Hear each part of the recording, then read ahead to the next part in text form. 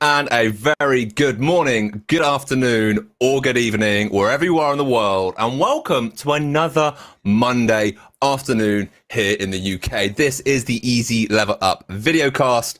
I am one of your hosts, Tom Mosley, working with Microsoft to empower every individual across the planet to achieve more.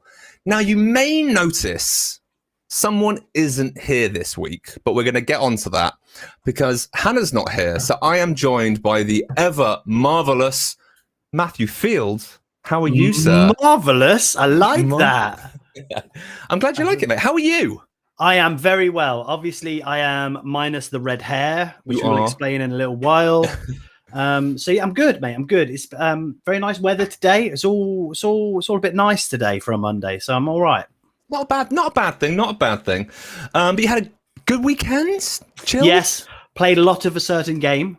A lot of a certain game. Are we going to be talking about that certain game today? We shall be, yes. Awesome sauce. Well, we will definitely get onto that in a little bit.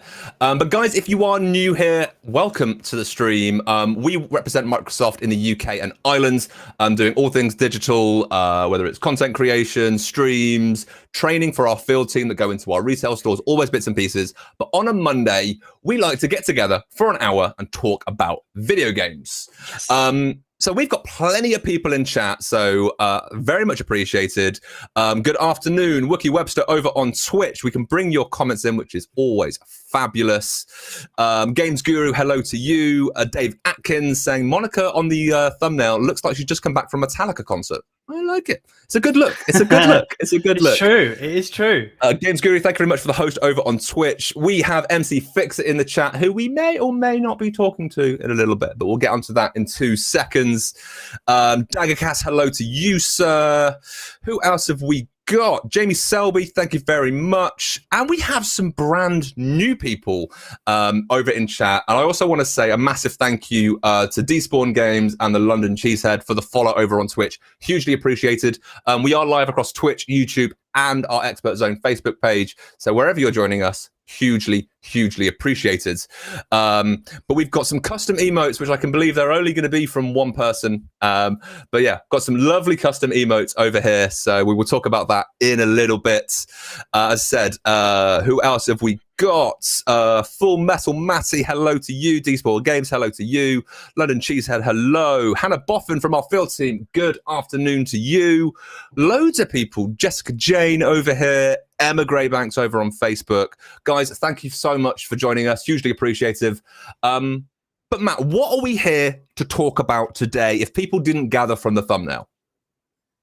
It's all about scary stuff today. Scary stuff. In particular, my favorite scary stuff, and that is the Resident Evil franchise. So yeah, been playing that all weekend, getting nostalgic as well about all the previous games. So we're going to have a nice open forum type chat around things that scare the pants off us. Sounds like a plan. But it's not just going to be us two talking about this stuff, right? Who have we got joining us?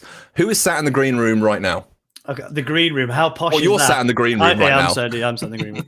But the actual green room. Okay, so ladies and gentlemen of the jury, what we're going to do is we're going to introduce our first member, our first guest this afternoon, wherever we are.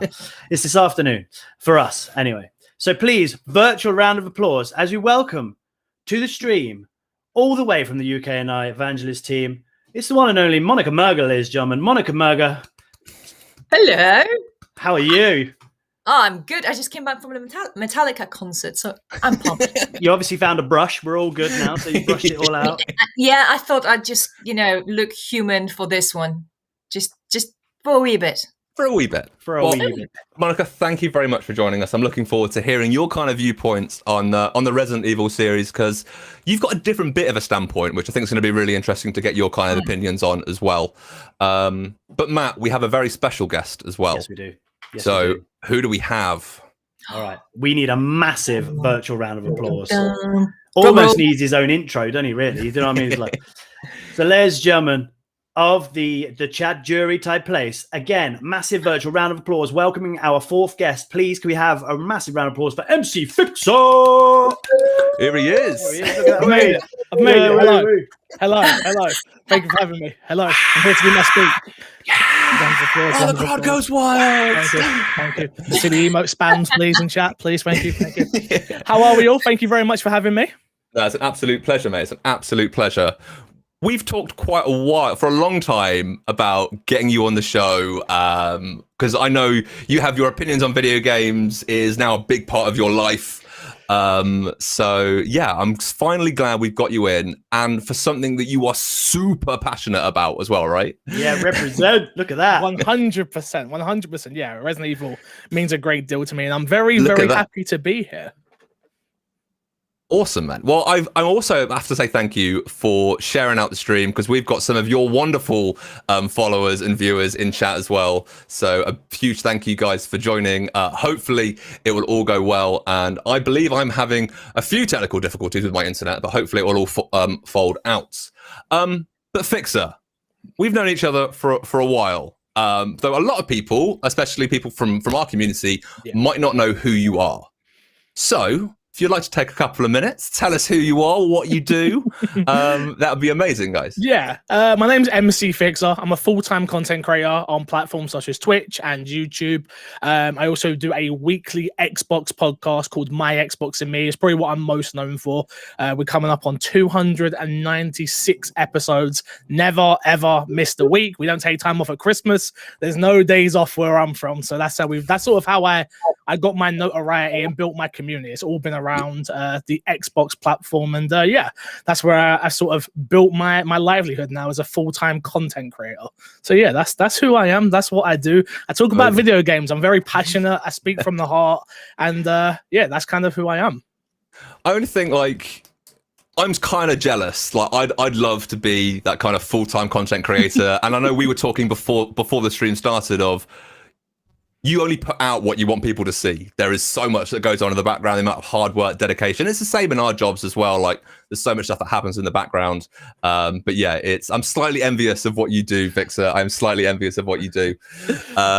So yes, thank you very much for joining us. As we always do on the stream, even though Hannah isn't here, Hannah introduced this to our streams, which is the world of quickfire questions. We are still going to do it. And Hannah is going to be here in spirit, because we have our wonderful intro made by Hannah Dethridge and Adam Schofield from the team. So I'm going to hit this button, and we're going to move into some quick fire questions. Quick fire questions.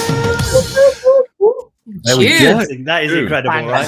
That is incredible. No expense spared there on the production value. You know what I mean? Right. I know. We've got so many comments coming in, so many emojis, so many bits and pieces coming through. I will try and catch up with it all. So thank you very much, guys, for interacting. But with the quick fire questions, we want you guys in chat to get involved as well. So for every question, pop your answer into chat as well. We'll bring them up on screen because we want to find out a little bit about you guys as well as our guests. So Hannah hasn't done these quickfire questions, so we're going to be judged because me and Matt have put them together. Yes, we have. have. So hopefully they will be just as good, if not, hopefully better. So for the first round of quickfire questions, we're going to go Monica first, then to Fixer, then to Matt, then to myself. So, oh my God. In the real world, what really, really freaks you out? What is the one thing like that really freaks you out?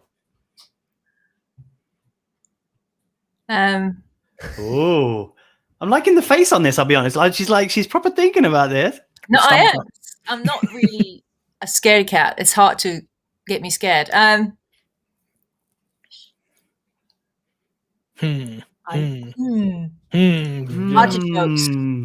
Artichokes? Yeah, they just look weird and they taste even weirder. I didn't even out of all the things that could have come out of one of our mouths today, artichokes being the thing that freaks you out was not it. I did not see that one coming. Well, it freaks me out. I mean, you said freak out, right? Not scared. Or did it? Well, it kind of, just what you really don't like, or something you don't want to be around, anything like that. Okay, like for example, in the chat we've got things like this. Clowns. We've got clowns. I don't mind. I like Klaus. I like it. I love it. It's a great film. No, you know what? Actually, when you think about it, so I'm a diver, right? So what's always freaked me out was a scuba diver, not free diver. When we would be surfacing, and you had to go under the boat. Mm-hmm. I don't really like that. That freaks me out. I don't mind going into the wrecks and do all that, but being under the boat, there's something about it. I don't know if it's the propeller cutting your head off, possibly. Go to the extreme one. Go to the extreme, why don't you? Well, that freaks me out. I don't like swimming under things. Okay, I totally get that. I mean, I'm not a swimmer, I'm not a diver, but yeah, I wouldn't like the fact that I couldn't. Yeah, it's a weird one because you can always obviously, go deeper, but not doing that. Well, okay, Fixer, what about yourself, man? Yeah, I've got a couple of answers, I guess. The number one is actually kind of annoying, and it happens to all of us, unfortunately, but it's death. As someone who plays video games and shoots a lot of people and stuff like that, I'm fine with. And then, I get in bed and I think about the concept of death. Not to go too deep in it, don't worry. No, that's all good. But yeah, death is actually something that really scares me. It's bothered me from a very young age. And my mum's always said to me, you don't remember coming into this world, you don't remember going out.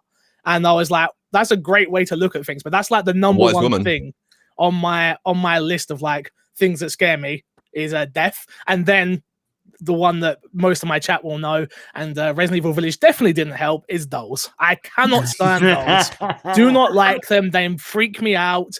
They give me goosebumps. Everything about dolls for some reason scares me.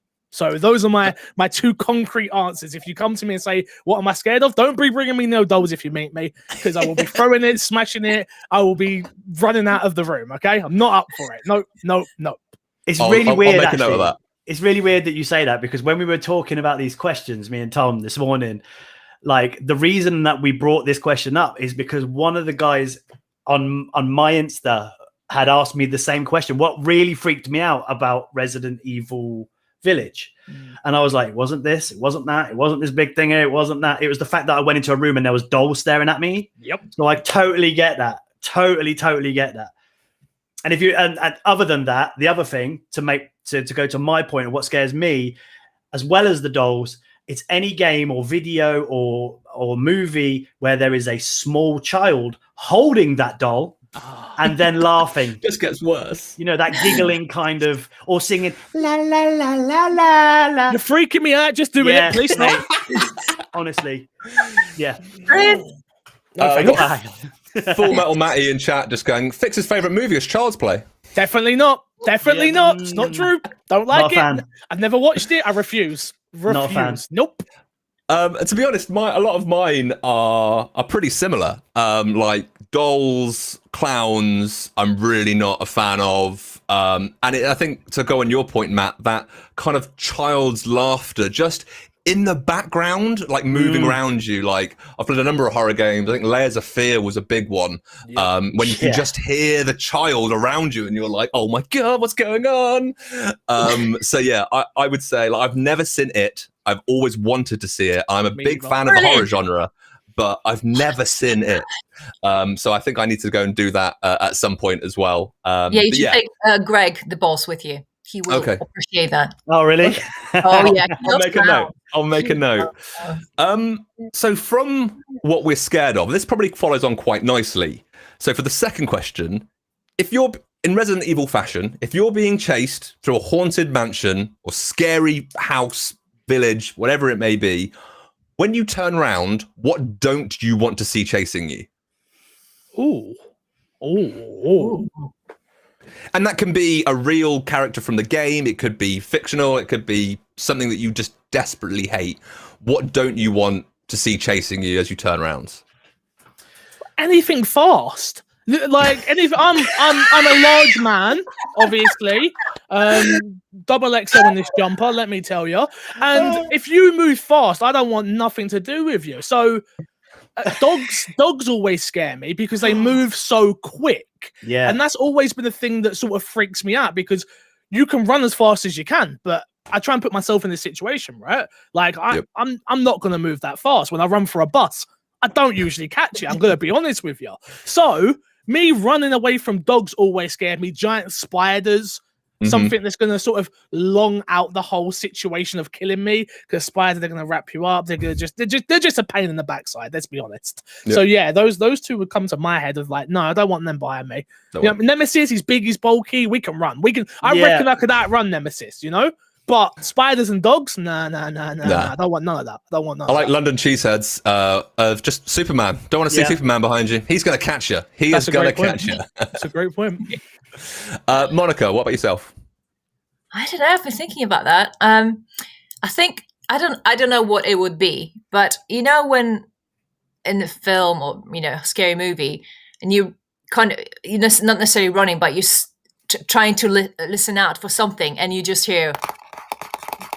Yep. Yeah. I don't know what that is, but I don't want to hear that. Yeah. So the thing that you don't want to be chased by is the sound that the thing makes. I love the fact that you're not even turning around to see what that is that makes that noise. You're just like, nope, keep running. No, thank you. That's it. Oh yeah, no, I get that. I mean, again, it's I would say a bit of a noise thing, but do you remember a game called Left 4 Dead?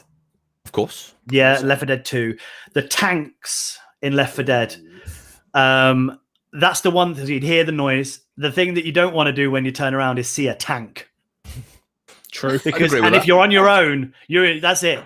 As a group, there's kind of a chance. On your own, it's whatever. If you turn around and see it, you got to go. You got to run the other way as far as you can.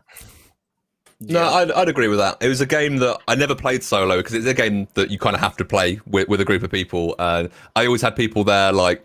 They'd spot it first, so I was always prepared. So I was like, okay, it's fine. There's one over there. We'll deal with that in a minute. It's fine. I wish I had friends like that. Our friends, and my wife will back me up because she used to play with us, right? But we had friends that the aim of the game for them was to run as fast as they could to the safe house, leaving us behind. So when something like that went down, we were just like, where were you guys there? We were just there reloading, medding up. We're good. And we were like, oh my God, we've got to get there. Oh dear. My wife, sorry to my wife has just on a piece of paper just gone, the witch from Left 4 Dead as well. We just had Hannah Boffin say in chat as well, the witch was scarier. Yeah, the witch was scary. Yeah. The witch was really scary. I think for me, I'm going to kind of play on that child-esque thing again, but like an ethereal child, like a spirit or a ghost child that can like move through walls because you never know where it's going to be. Like I can turn around, I see it, it then disappears and then appears somewhere else. That is one thing I don't want chasing me is because you can't escape that. You can't escape that. You can't hide in a room like looking at Outlast. You can't hide under a bed or in a cabinet or anything like that. It's going to get you. So that for me is no thanks. Not happening. Right. Question 3. This is a this or that question. When you're playing a survival horror game, what would you rather find? Would you rather find ammo or health?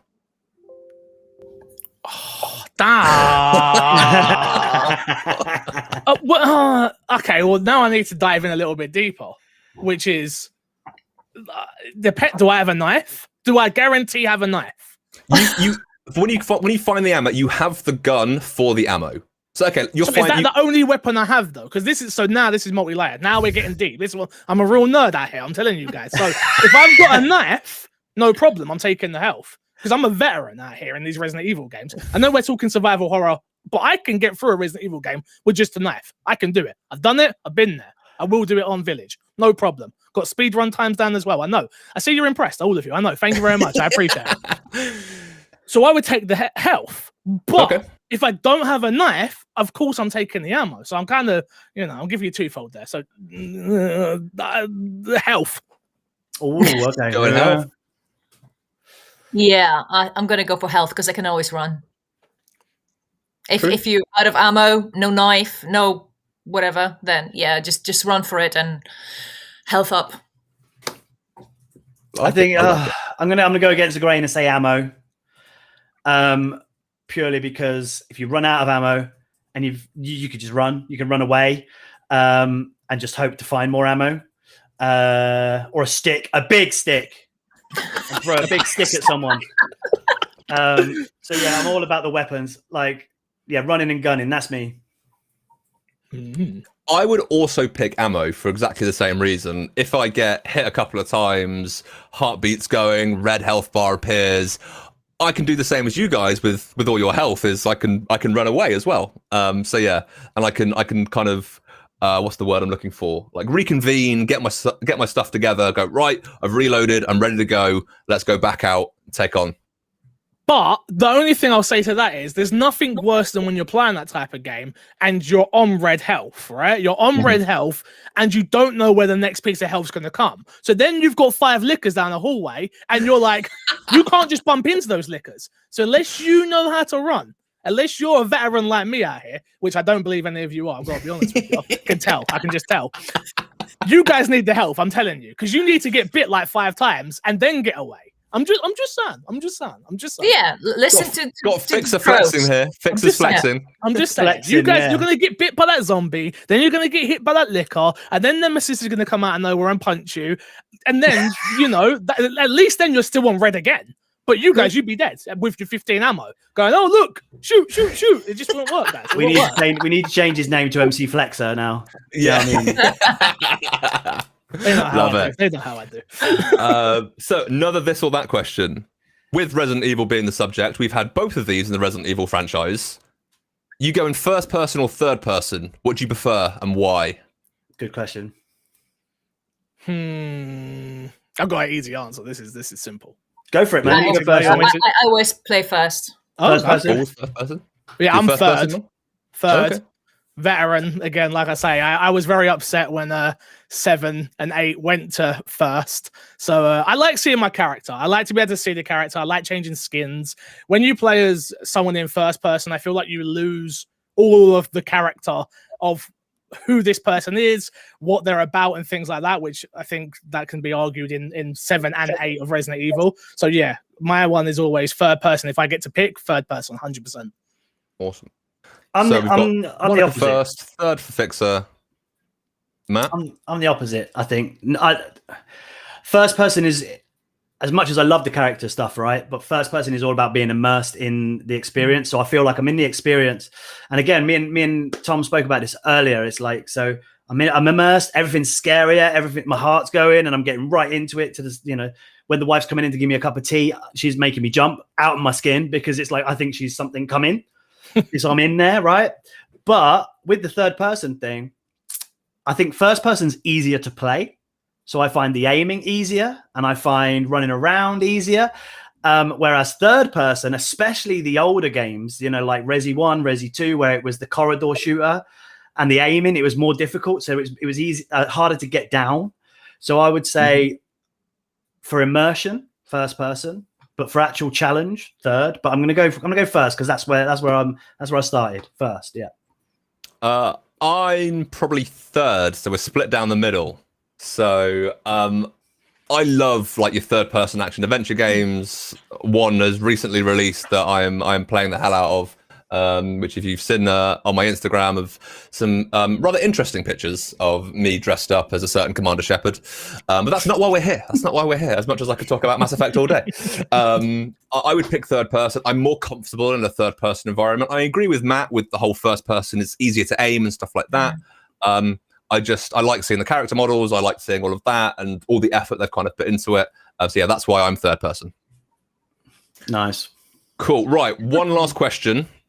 Yep. Quickly, if you can, first thing you think of, what horror movie would you want to see turned into a game that isn't already a game? Oh gosh, so we kind It's kind of a game. We got but it wasn't what I wanted from that video game. If I'm being totally honest, so I'm gonna go Saw again and but let's do it again, but do it. You are one person and you're going through. Imagine like Saw, but like it's from like 7 different people's perspectives, and then some of them live, some of them don't live. What's that game on PlayStation that came out? I can't think of it. And we also had Until Dawn. Yes, that's what I'm thinking. And they also did the Madame Medan. Thank you. That's exactly what I'm thinking. Imagine a Saw game in that style. Yeah, that's cool. I'd agree with that. That would be wicked. Be fantastic, right? Yeah, that would be good. Is Hellraiser a game? No. No. Not that I'm aware of. That'd be Ooh. spooky. I would That- like that. That one. Oh yeah, that one definitely. The Pinhead. Wasn't he the guy who wrote that? Wasn't that Clive Barker? Didn't he have some horror game come out as well not long ago? Not sure. No, I'm idea. not sure, I think it was 360. Clive Barker, I think, wrote Hellraiser. Don't quote me. Somebody I'm look not. it up in the chat. Yeah. Somebody look it up. And I think he released a game called Jericho in 360. It's 360 days. I think it was something like that. And yeah, that was freaky. That was very Pinhead-esque. Yeah, really good. What about you, Matt? Oh god, we said this before. I'd probably go. I know Dead Space is already out, but there was a movie called Event Horizon, which is set in space. A very sort of hell alien type twist. I think that would be really good to go back to a sort of space horror. Yeah, that'd be quite cool. I like it. Yeah. I love the Dead Space game, so I'd love to see a reiteration of all of that. I think for me, movie-wise, I'd love like a fully immersive, and we've kind of got this with Phasmophobia, but a paranormal activity game where you've got to kind of survive the night, and it's kind of in real time. So you've got to like last 12 hours worth of gameplay, and you've got to try and work out what it is. So it's a little bit of Phasmophobia, but just core horror, real time. Haunting of Hill House. Somebody said. I was thinking about that. Jessica said that. Yeah, that would be a great TV series. Oh, Netflix series. That would be a great game. Yes, it would. I'm loving the ideas. I like it. So you've got to know us a little bit better, guys. We've got to know you guys a little bit better by you guys putting your answers into chat. But we have got to the point in the show, we're halfway through, where we've got to talk about our main subject, right? There's a reason we have some diehard fans with Fixer and with Matt as well. I'll get you guys to do a resi off and see who is the bigger fan. I'm ready. But we are here for Resident Evil. Resident Evil Village came out last week before. Yeah, something week like before, that. I think. And what I want to know from you guys, and I know, Monica, you're coming from a kind of different standpoint of you haven't played the games, but you've watched the movies and that kind of standpoint as well. So with Resident Evil as a whole, why Resident Evil? Why are you a fan? What do you love about it? What intrigues you about these series of games? I'm going to let Fixer go first. Then we'll go Monica, then we'll go Matt, and then I'll put my 2 cents in at the end. Yeah, for me, Resident Evil is a very, very special franchise to me because it was the first franchise that I really fell in love with from a young age, which I was playing at an age I definitely shouldn't have been playing it. But me and my uncle had this relationship that I always sat next to him on his bed and watched him play it. And then obviously that turned into me playing it and things like that. But there's a very specific moment that happens in Resident Evil 2, the OG games, not the remakes, where if you play, depending on what scenario you play, A or B, you get to a point where you see this locker and there's a machine gun and there's a backpack. I don't know if any of you remember this. Yeah, I remember. So you as one of your characters, you can take both of the items. And I was like, oh, okay, cool. Take both of the items. I'm playing as Leon. Take both of the items. Go off. Then you play the second disc. You put your memory card in. You select the same file so you can run it through the whole zapping system, which the game had, right? You get to that same locker and both of those items are gone. And that was the moment for me that went, oh my gosh, these are interwoven stories. And this world, in that exact moment sticks out in my head. I must have been 7 or 8 or 9 or 18, depending on what I needed to be. And I just knew like, oh, video games are very special. And from that moment, I own all of the merchandise. I've watched every single film. I've sort of bought into the whole ecosystem of what Resident Evil is. I think Leon as a character, Resident Evil 2 is my favorite game of all time. Period. The way people speak about Mass Effect or whatever else is the way I speak about Resident Evil. And Leon was this rookie cop that was super relatable. Every single person could put themselves in their shoes and go, gosh, could you imagine if this was your first day at work? And then this happened. And obviously the games got further and further away from what I loved about the series at the start, but it's definitely turned into something new, which is now I'm seeing from everybody else very special to them. Some people think Village is their favorite game of all time. Some people think it's the best story ever. Things like that. And I'm like, that's really cool to see us go from 1996, I believe, Resident Evil 2 came out, to we're now in 2021, and Resident Evil is still relevant. So yeah, that's why it holds a very special place in my heart. Do you kind of hope that they bring back the kind of OG play style of Resident Evil, but modern day 2021, 2022 mechanics? We already kind of got that, right, with the remakes. The remakes, for all intensive purposes, are that. What I hope is going to happen, which I know it's not going to, but what I hope is we're going to get a remake for Resident Evil Code Veronica, which I think is the second best Resident Evil game probably in the series in terms of its story. Its story is fantastic, and it was super slept on. We all know that Resident Evil Code Veronica is actually meant to be Resident Evil 3. And Resident Evil 3 is 1.5. That was supposed to be the spin-off title, and Code Veronica was meant to be 3, right? So for me, I really hope they still keep doing what they're doing with the remakes. So we'll get a remake of Code Veronica, we'll get a remake of 4, and I think they'll probably stop at that point, because as much as I'm not the biggest fan of 5 and 6, people do like them from their co-op experience. Those live on fine, right? And then what I think we'll end up getting is Resident Evil Revelations now, because we've had Revelations 1, Revelations 2. I think that will become the hardcore fans game from now on. We'll see characters. We already got Barry in Revelations 2. I think we'll see Claire. I think we'll see Leon. I think we'll see those type of characters turn up in the Revelation series, which is like, all right, people who like first person, this is your series now. This is for you. 9, 10, 11, 12, 13, 14, whatever we get to, right? And if you're a hardcore fan like myself who wants deep storytelling with a little bit more lore and the notes that are interwoven into this story, like, this is going to be for you, Revelation. So sorry, that was a little bit long-winded. I apologize. No. What I think is, this is why I wanted you on the show. That's why, like, when it was Resident Evil, I was like, got to get Fixer on, because you are so passionate about it. And you said there, like, people have that with Mass Effect. I am that person. Like, this is your series. This is what video games are for you. This is what the community is. This is what being a gamer is about.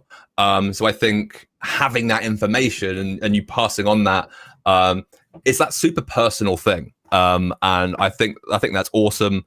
Where do you think Resi can go? Do you think it will like, do you have a viewpoint on what you kind of want it to go, or I want it to go backwards. I want it to well, I just think it needs to get a little bit more grounded in what it is. We've now gotten to vampires, werewolves, amongst other things. No spoilers for the game, right? Thank you very much. I think for me, it's a case of like, we need to just sort of take a step backwards and remember why people loved it in the first place. That being said, it's very hard. It's easy for me to say that because I loved it. And I know for a fact that Resident Evil 1, 2, 3, 4, Code Veronica, 1, 2, 3, and Code Veronica all didn't sell the numbers that Resident Evil 7, 8, 6, and 5 did.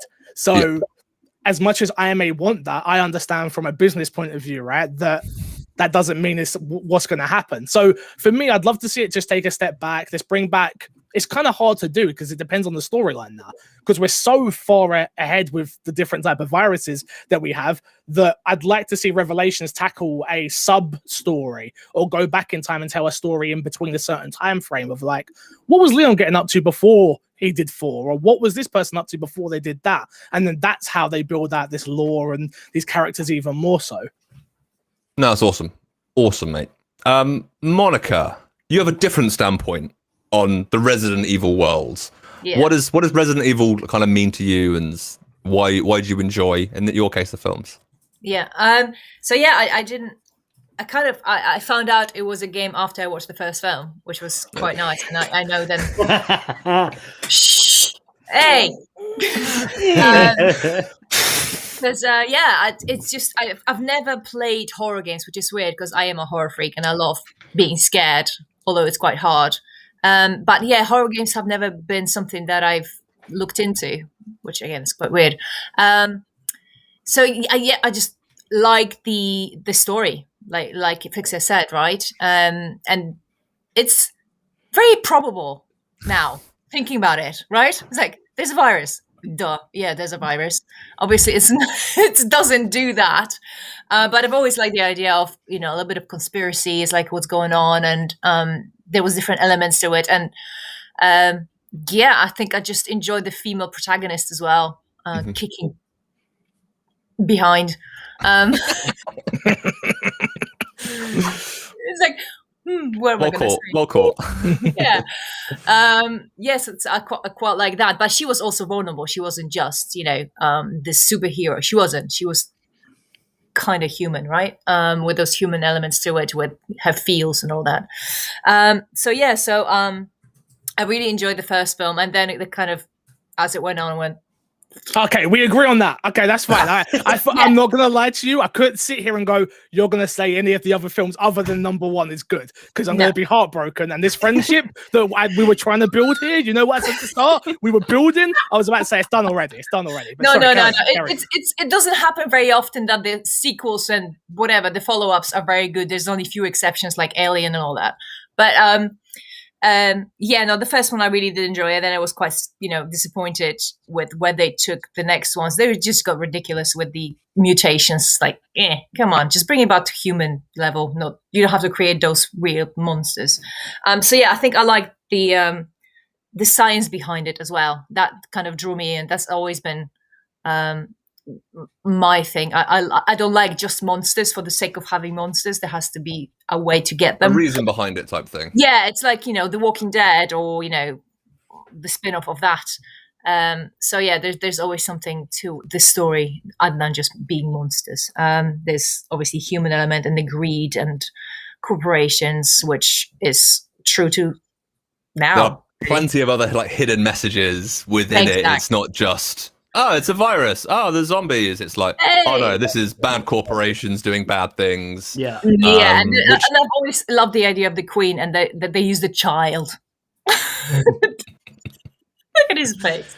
Not about that at all. Not about that at all. It was good. It was good. It was, they could have used just any AI, right? But they've used this little child, the Queen, the Red Queen. It was quite a nice touch to the to the creepiness of it.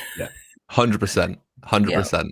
I think, do you think you'll ever kind of be tempted into playing the games, whether that be the remakes or any of the new ones? Yes, actually, today I've watched the opening sequence of The Village just because I wanted to see the style of the game. And yeah, good openings. Like, what? Why? What? So I've downloaded it. So I've got it. So that's going to happen. So I am going to start with the latest one because that was on Game Pass. Then if I get into it, I'll probably look into the OGs, like you said, because I remember Paolo was a huge fan and he's always wanted me to kind of get into it because he knows I love horror. Like I said, never in the games. It's always been the movies, but why not try it, right? So yes, I'm definitely going to have a look. I'm glad you're intrigued more, and I'm glad you're going to start playing. What I'd be really interested to know is, like, once you've played them for a bit, like, let us know what you think, and kind of hopefully we can ease you into wanting to play some more, which would be awesome. Yes, and I'll try it in the third person, just for you guys. There we go.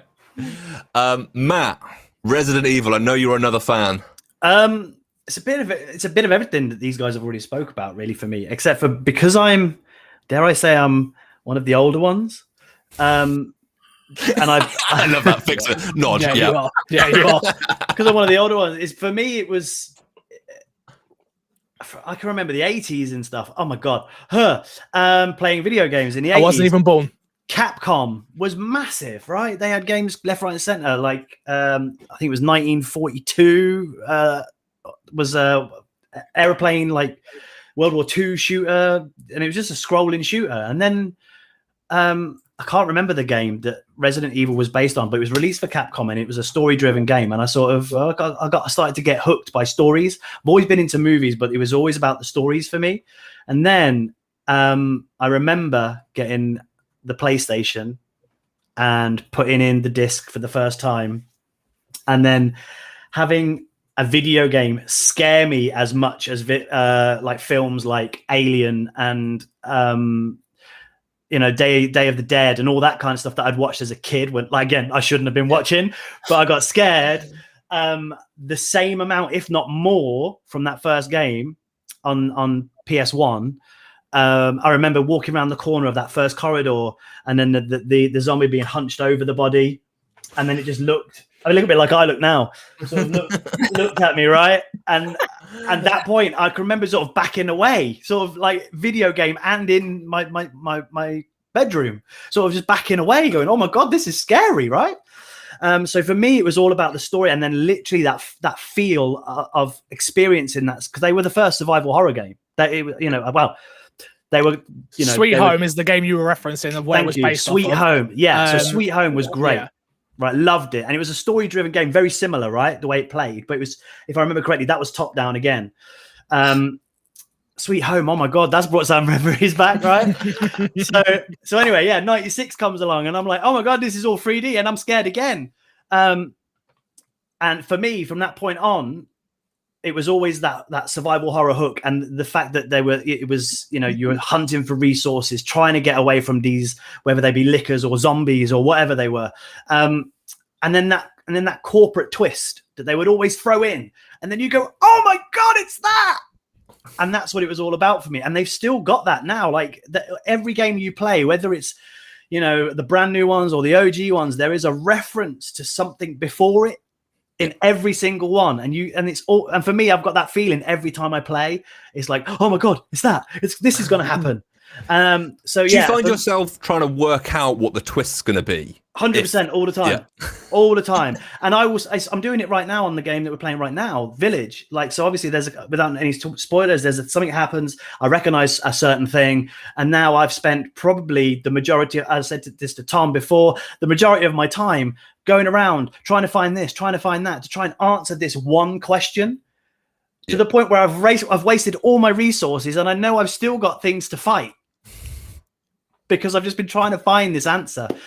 But so it's, for me, it's the continuity. Even though they're so different and there's so many different variations, there is something for me that just takes me back to that first experience every time I play. And that's what it is. It's kind of a nice feeling to have, and it's like, to talk generally, like video games do that. Yeah. If you find something you love, it takes you on that journey, and you're constantly thinking about it. And that's why video games are amazing. That's why we work in the industry that we work in, because we are passionate about that. Whether that just be technology, it's there's a reason people are here now watching. They want to know what our opinions are on it and the journeys that we've been on. So yeah, once again, thank you guys for tuning in. I just think it's an amazing thing that video games can do, which is awesome. Wookie Webster's just jumped in as well, so it's all about Dino Crisis. Like, he's a Dino Crisis fan, and like similar ilk, Resident Evil, Dino Crisis, very similar play styles, just different enemies. And I think that's great as well. I was a big fan of that. But I think Resi, for me, like, I remember playing way too young. I shouldn't have been playing, but back in the day when demo discs were a thing. Wow. So way back then, and playing the Resident Evil 2 demo. Yep. And probably not getting like even 15 minutes into the demo and being scared, but also really intrigued of, well, how can I not be scared? What can I find in the world to allow me to survive this? And I think that's where my love for survival games has come from. Not necessarily just horror. I'm big into my survival games at the moment. So I think that's where it stemmed from. But going back and playing some of the remakes and going, well, this actually looks like it did when I was a kid in my mind. That's you've hit the nail on the head. That's literally every time I speedrun Resident Evil 2 all the time. And every time I play that game, I'm like, yeah, this is exactly how I imagined it. In my head, when I was playing it, this is what I thought it looked like. And then when they made it, I'm like, I remember I cried playing Resident Evil 2 just because it was such an emotional moment for me when I got it. You can see my reaction actually on my YouTube channel. Like, it's just me freaking out to the trailer.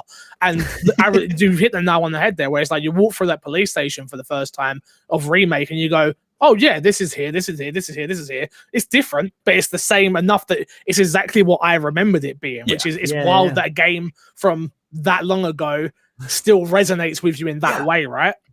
100%. And I replay Metal Gear Solid probably once a year, and I still look at that game and I still imagine it it looked like the first time I played it when that was top of the range graphics. Even though it's now dated now, in my mind, that's still what it looks like. So when I still play it, and I do that with the Resi series as well, through Resi 2. I've never finished Resi 3.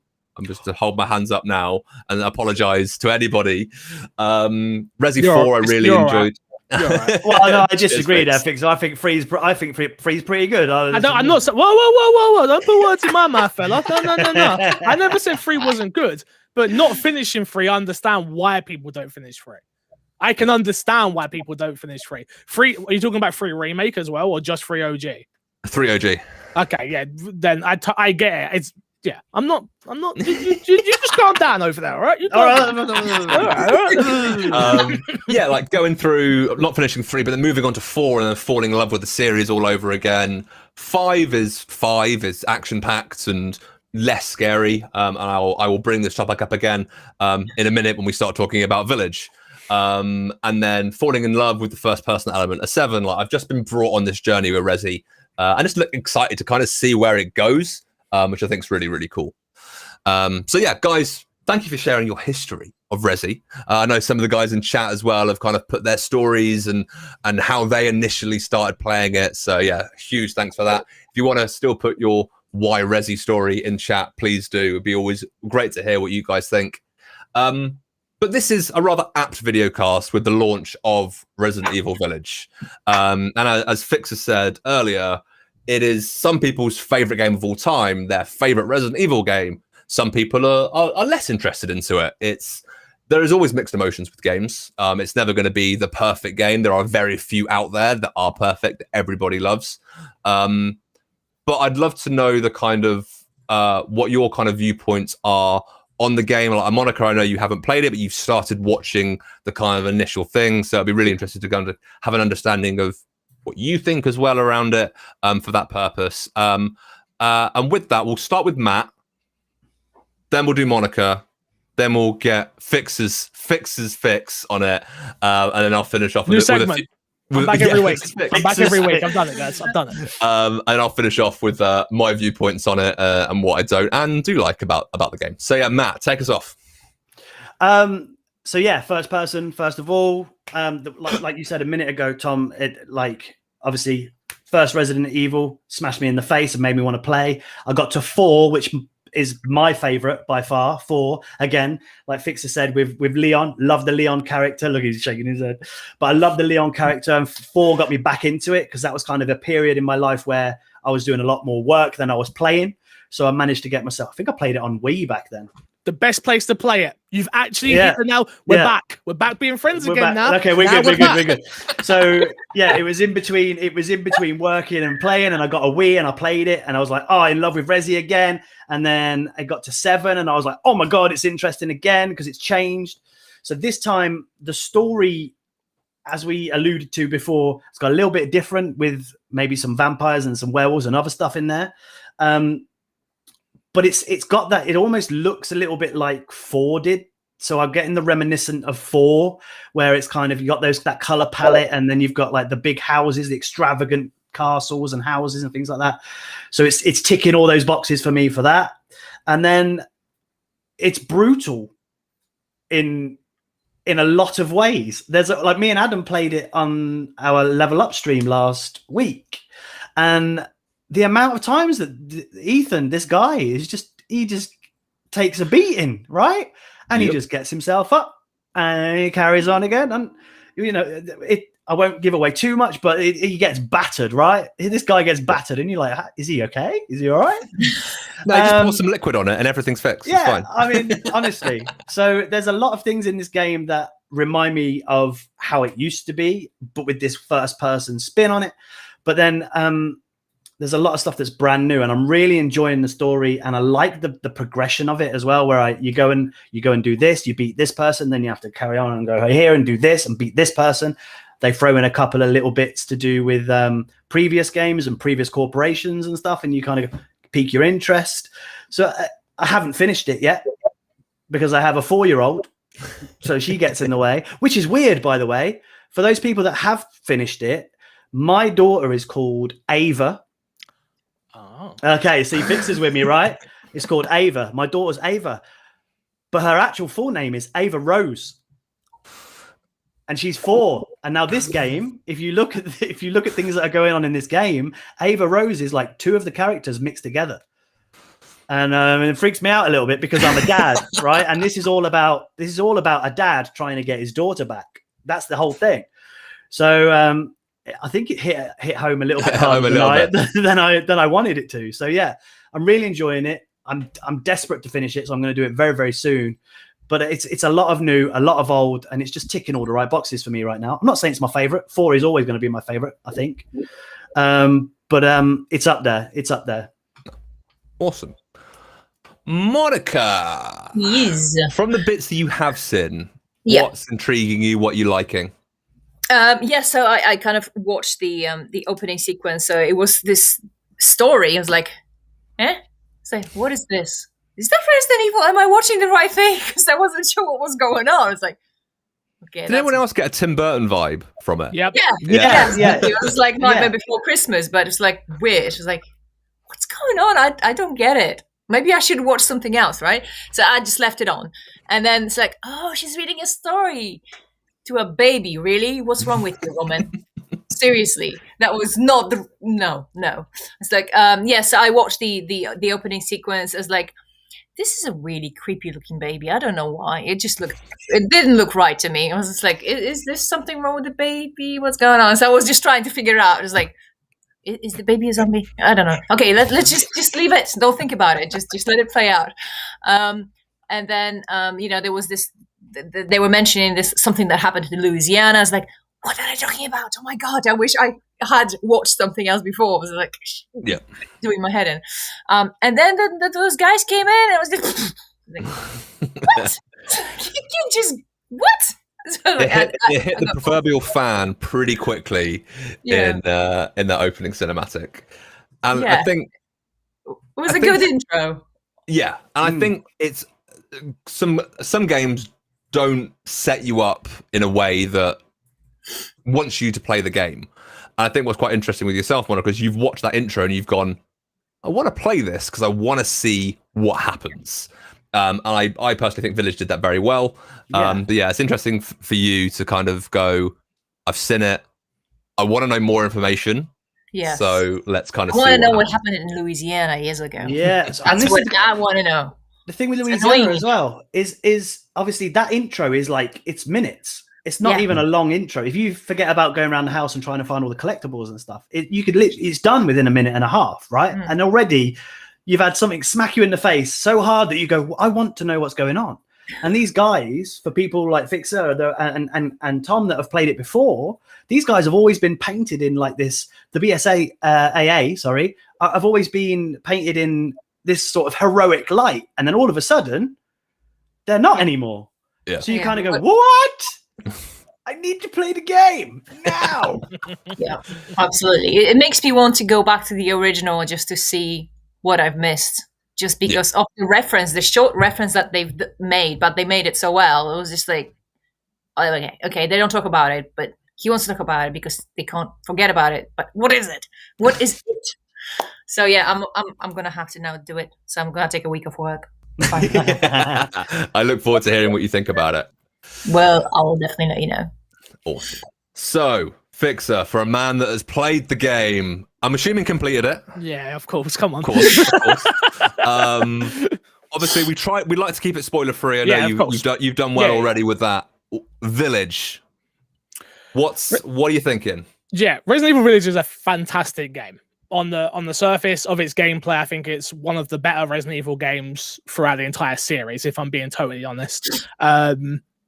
My problems with Village are, for someone such as me, as a hardcore fan, it doesn't give you enough information in the places you want it. Is my biggest problem with the entire game. Again, no spoilers about anything like that. But the good things about the game is the most next-gen game I've ever played on my Series X, by far. Beautiful, man. It's beautiful to look at as well. Absolutely amazing. It's a perfect mixture between Resident Evil 7, which we're talking about Louisiana, right? And Resident Evil 4, which again is some people's favorite games ever. Which I think that's humongous. From that's easy to gloss over. But to be able to mix a first-person game in the way it was, where I had problems with it, I feel that they build upon all of what I had critiques of Resident Evil 7 and make it better as a video game. Again, my critiques for this game are never about the game. The game is amazing. The map is amazing. I think its villains are really well done, apart from a couple of them. But the ones that the main ones that they want you to know about and have enough information about, they give you that, and you learn about them. The notes are interesting, which is obviously a key part of Resident Evil. Which for people who don't know, I'm dyslexic, so reading is a very hard thing for me. So playing through the Resident Evil series back in the day, I never read any of the notes. So I didn't have that full context for it until me and my fiance, I've been with her 10 years now, we got together and she's like, I'm going to read through this with you. We're going to go through it and like, we're going to read through the entire story. Did this one again. I played it by myself and I'm picking up these notes and I'm like, wow, this is really interesting. And we're building upon something that's a little bit different here. But yeah, the game of itself is a game that everyone should play. It, like I say, it is the most, if you're into something that is going to, I think we all get wrapped up in graphics, right? We all get wrapped up in, we bought this £500 plastic box. Like, we want to see what it can do. Resident Evil Village is a great place to start in terms of where we're going to go throughout this entire generation. But yeah, there's a lot of questions that 7 leaves at the end that just, I don't feel gets enough information for me. Again, I'm going into this game as someone who played 7 was like, well, this definitely isn't for a hardcore fan. 7 is a brand new story about brand new characters in the world of Resident Evil. And what they were alluding to with everything that we see about Resident Evil Village or 8, depending on how they want to talk about it at what time, we expected, or I shouldn't say I expected to get a lot more information about certain characters. Chris Redfield's in this game. He's a key component in the Resident Evil series as a whole, right? And I just don't feel like we ever get far enough in it for me. Does that mean 9 we're going to get there? Possibly. But as an overall game, it's a fantastic experience. I really loved it. Oh, awesome, man. It's good to hear. And it's good to hear from a fan, I've said, I know Matt is as well, that you've gone, this is an amazing game, all up. As a fan, we always want more. Like, there's always the little holes that we want filled and go, no, you should have spoken about this more. You should have spoken about that more. And I've got my game series that I do that for as well. I think Village, for me, I was hoping for the more scare horror factor. They said it wouldn't be. I knew that as soon as when was the last time you guys had played Resident Evil 4? When was the last time you played it? Ooh, I jumped back in about a week ago. I jumped back in. Interesting. So I've been doing Resident Evil Revisited, where we play through every single Resident Evil game and then rank them. Resident Evil 4 in my head 3 years ago was a lot higher in the Resident Evil scale compared to where it is now.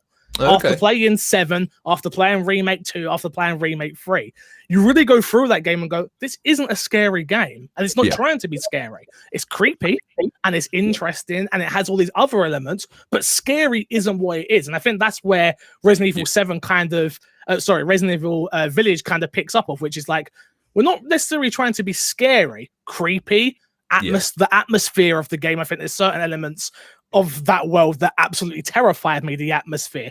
But I never felt the same way I did when Resident Evil 3 OG came out and Nemesis come out of nowhere and bust through a wall. You're like, jeez, like what the hell's going on here, right? I don't feel it ever gets to that moment, but it still has great moments, I think. Yeah, 100%. And I think for me, I wanted a more of a scary game because I loved what I experienced in 7.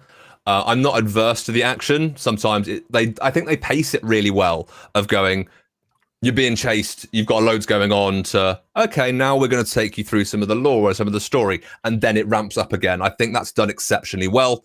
I just think, for me, I'd love a little bit more scare, but I love the game overall. I'm really looking forward to playing more of it. I've just defeated the first Lord without giving any spoilers, and got to the point now when I can go out and take on the rest of them. So I feel like I've now got to the point of like, let's go time, let's get going type thing.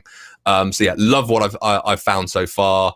Just looking forward to it, experiencing some more of it, to be honest. So I'm glad that you guys have approved of a good game, because I felt like it was, but I'm a fan, just not an avid fan of Resident Evil. Like, I don't know the backstories and all that sort of stuff. So I'm glad that it's gone well in your estimations, guys. I'm very glad. And with that, we have reached the end of the show, ladies and gentlemen. An hour has absolutely flown by. There are a few thank yous and all those bits and pieces that I'm going to stream off in the last couple of minutes. First of all, to Full Metal Matty, Joanne8143, and Sparn XBX for the follows over on Twitch. Always hugely appreciated. We are live Mondays and Wednesdays. Monday is all about Videocast, and that alternates every 2 weeks, talking video games for an hour, different subject every single week. And on Wednesdays, we do our gameplay streams where we play the latest and greatest games, whether that be Game Pass, new releases, all those bits and pieces. This week, I'm 100% nerding out about Mass Effect Legendary Edition. So if you're a fan of that or want to know more about it, make sure you tune in on Wednesday at 5 p.m. in the UK. So yeah, that's what we do. We do have a couple of other streams on a Tuesday over on our Facebook page if you're watching over there. Thank you very much. Thank you to everybody that has joined in on chat. You guys have been amazing, super engaged. It's great to see the comments flying in, and some new listeners, new viewers as well. So thank you very much for that. Some more follows as well. So always appreciated. And a big thank you to the one and only MC Fixer for taking an hour and a half out of his day to join us in there. And you're the one person I haven't shouted out yet. So thank you very much for the follow, Fixer, over on Twitch. Welcome. I thought I'd pop that in there. So yeah, I know you're an avid fan. Hopefully you'd want to be on the show again in the future, talking about new things, other things, whatever it may be. We will sort something out, hopefully in the long run. And to Mat and Monika for joining us to give their opinions on the world of Resident Evil. But we have got other things, unfortunately, to do with our days. As much as I think we could happily sit here and talk Resi for the rest of the day, and we do have to crack on. I'm sure you guys have to too. We are going to put our stream schedule up at the end, so if you do want to know where we go live, when we go live, that'll be up at the end. But once again, a huge thank you to everyone for being here, for the new follows, for the likes, the comments, all of that. Hugely appreciated. And until our next stream, guys, we will see you then. Cheers, guys. Bye. Bye.